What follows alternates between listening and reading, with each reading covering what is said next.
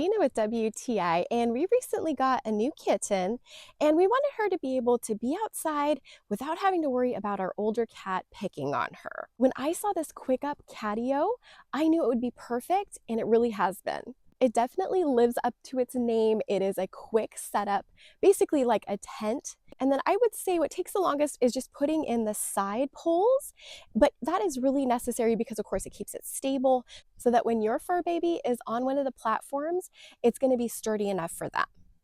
So our kitten is very young. She's about 10 weeks and she only weighs a couple of pounds. This supported her really well. At first, of course, she wasn't super happy about being in it, as any cat is to be enclosed. But when she got used to it, she really had a lot of fun playing with her toys and bouncing around between the platforms and inside the tunnel.